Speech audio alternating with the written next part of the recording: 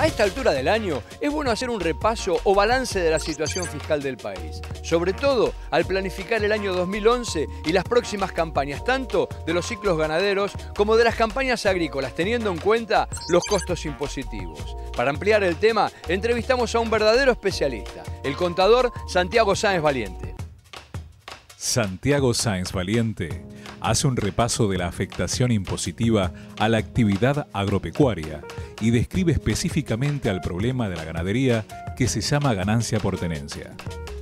Es decir, yo mantengo un bien en mi poder,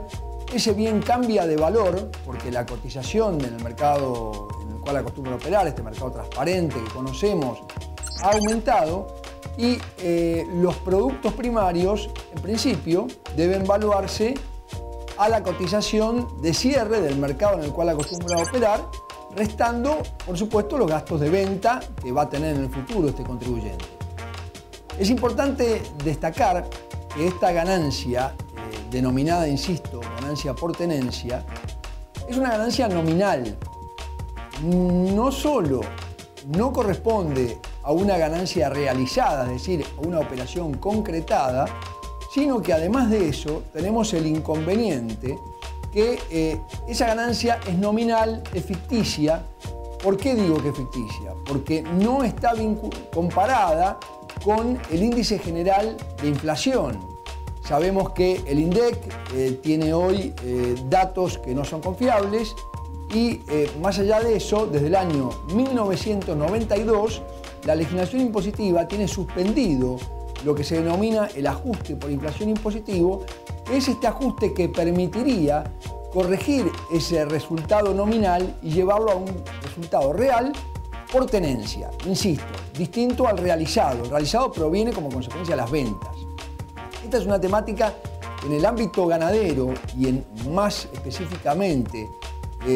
dentro de lo que es la zona central ganadera y dentro de lo que es la ganadería de invernada, que debemos evaluar a la cotización al cierre, menos los gastos de venta, insisto, sabemos que ha habido aumentos del orden del 100%, por ejemplo, en los cierres de junio del año 2010, por supuesto, respecto del 1 de julio del 2009. El punto es que también esta problemática le va a afectar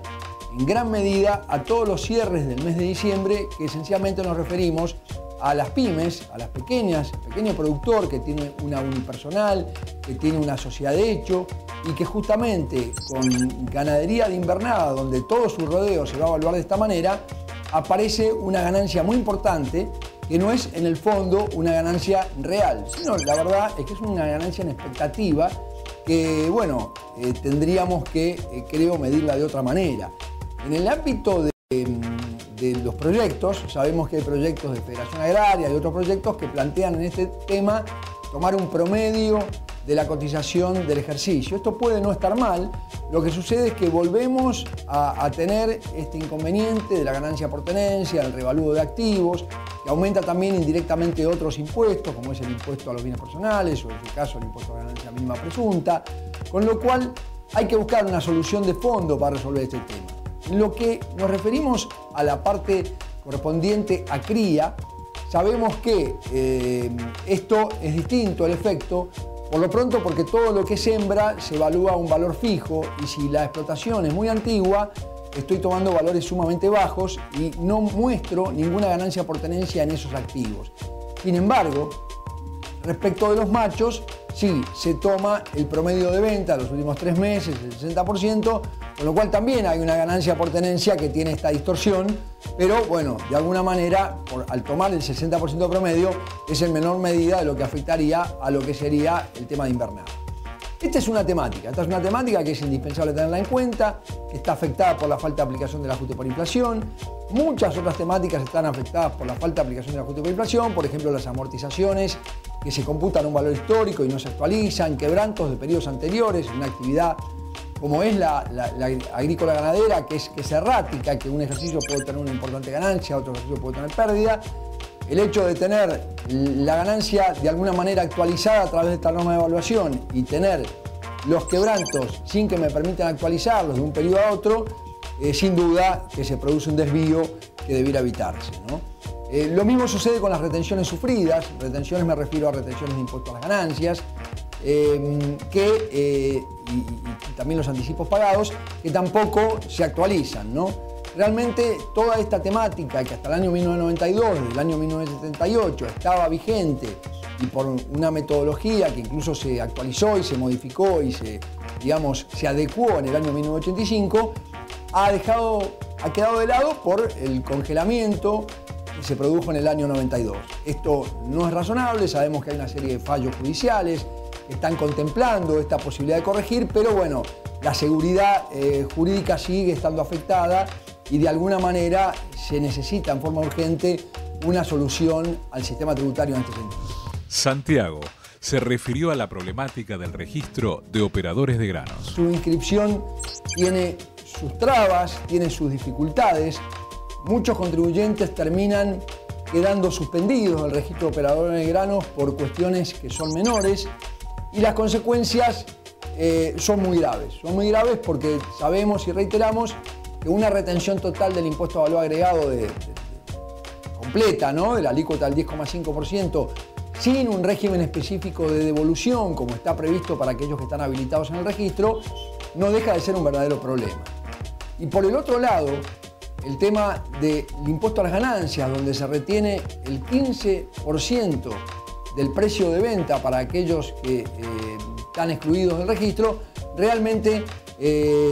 pega muy fuerte, genera seguramente importantes saldos a favor, saldos que quedan a su valor nominal, un poco ya lo dije, no se actualizan, y evidentemente esto es un problema además porque los operadores, los exportadores no quieren trabajar con un excluido o suspendido, porque de hecho las retenciones que ellos han efectuado no las pueden compensar como en otros casos y realmente afecta mucho la operatoria, entonces en consecuencia los dejan de lado y realizan operaciones francamente con aquellos que están totalmente habilitados. El tema del registro de operador de granos es un tema muy delicado, es un tema que requiere mucho análisis en cuestiones básicas como su propia constitucionalidad. Hay análisis jurídicos sobre de alguna manera la posible tacha de inconstitucionalidad de este régimen, porque bueno, fue establecido por la AFIP sin contemplar una delegación expresa de la Ley de Procedimiento Fiscal. Así que es un tema para tenerlo en cuenta, es un tema muy delicado. Quisiera hacer un comentario también sobre cuestiones vinculadas a lo que se llama venta y reemplazo de tierras rurales. Esto fue bastante cuestionado por algunos fallos judiciales a raíz de intervenciones de la AFIP, donde sujetos que vendían tierras después compraban otras como inversión. De esa manera no es que evitan el impuesto a las ganancias, sino que lo difieren. Se llama venta y reemplazo este régimen, que algunos fallos judiciales consideraron que esto no era posible en el caso de las tierras rurales porque no eran amortizables. No comparto en absoluto este criterio y creo que ya hay, muchas opiniones que me siguen, en el sentido de que esto se trata de ser un bien de uso, no necesariamente que sea amortizable, y entonces es factible utilizar el régimen de venta y reemplazo en el caso de venta de una tierra rural. Pero quiero hacer una advertencia que no es menor. Esto no es una exención, es simplemente un procedimiento que permite diferir el impuesto. Y lo que quiero comentar es que en el caso de venta de tierras rurales hay que tener muchísima precaución, porque cuando estas tierras rurales vienen de tiempo atrás, su costo de adquisición o de incorporación al patrimonio, si fuera una herencia, por ejemplo, son costos muy bajos contra el precio, comparado contra el precio de venta que hay actualmente en el mercado de esas tierras. La operación se realiza, genera una ganancia muy importante ante la falta de actualización del costo. Y esto está absolutamente vinculado con la problemática de la justicia por inflación, y puede haber operaciones con interesantes, importantes y preocupantes, diría, quebrantos, y a pesar de eso se debe tributar impuesto a las ganancias. Creo que esto es un problema que se debe buscar una solución inmediata. Esto tiene que ver con el ajuste por inflación y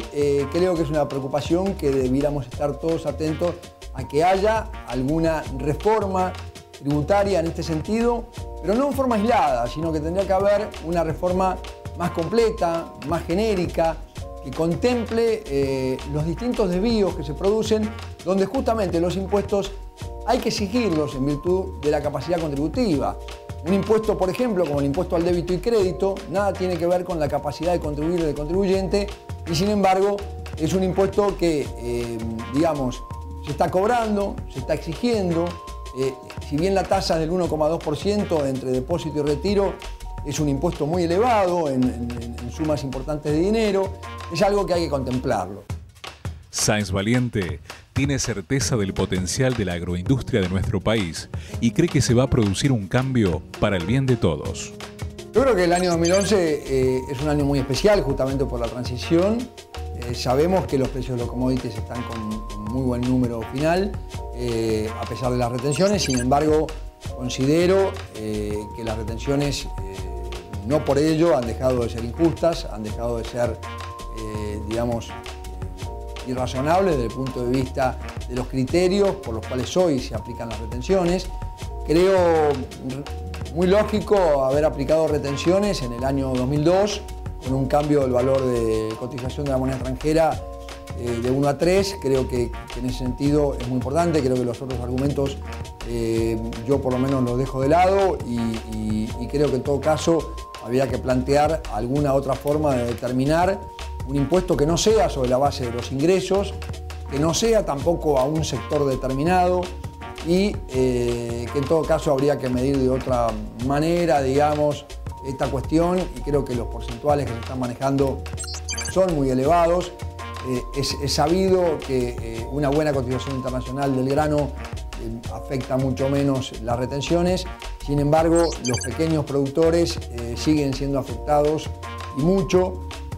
y sobre todo que la actividad agrícola es una actividad errática, donde un periodo puedo tener un importante quebranto y luego una importante ganancia o a la inversa, y ese quebranto no se traslada para las retenciones, e incluso si tengo una situación de emergencia o desastre agropecuario, las retenciones no están suspendidas para esas situaciones. Esto fue vetado, digamos, fue modificado, este artículo que estaba previsto, con lo cual creo que en ese sentido no es muy bueno mi panorama. Sin embargo, desde ya creo que el futuro para el agro en general es muy promisorio desde el punto de vista productivo, sin ser un ingeniero agrónomo, pero desde ya a mí por lo menos me queda la preocupación de la importancia vital de tratar el tema fiscal, de buscar una solución para que los impuestos sean más neutros al desarrollo de la actividad económica en todos los ámbitos de desarrollo, por supuesto no solo agropecuarios, pero en todos los ámbitos de tamaño, me refiero de diferentes explotaciones. Acá no se puede ni decir voy a atacar a los grandes o voy a sobreproteger a los pequeños. Obviamente los productores pequeños y medianos están en peores condiciones, necesitan asesores tributarios y contables prácticamente de forma permanente. Las obligaciones y la burocracia en el orden impositivo para el agro se ha ampliado y mucho. La información que hay que presentar a los distintos entes fiscales, no solo nacionales, sino provinciales y municipales, se vienen de alguna manera duplicando o triplicando la información, complicando muchísimo al productor y a la necesidad no solo de cumplir con obligaciones materiales de pago de impuestos, sino también, como digo, obligaciones formales que están, digamos, es absolutamente necesario, indispensable cumplirlas en término, porque las consecuencias terminan siendo económicas, hay multas previstas de importantísimos y altos valores y hay que prestar entonces mucha atención a toda esta información permanente que los fiscos requieren. Y sin duda, esto no es para mí un panorama provisorio, pero sí, la verdad que soy optimista en el sentido de que se va a producir un cambio y esto va a ser para el bien de todos, no solo por supuesto de los productores agropecuarios, sino de la Argentina, que bueno, la verdad que se merece tener un sistema tributario, por ahí diría, similar al de Chile, que ha sido considerado el mejor sistema tributario de Latinoamérica, donde uno de los principales aspectos que quiero nombrar es que se tributa distinto, se paga impuesto distinto según se distribuya o según se reinvierta. Y esto es absolutamente fundamental, esencial, como parte y eje principal del régimen tributario chileno.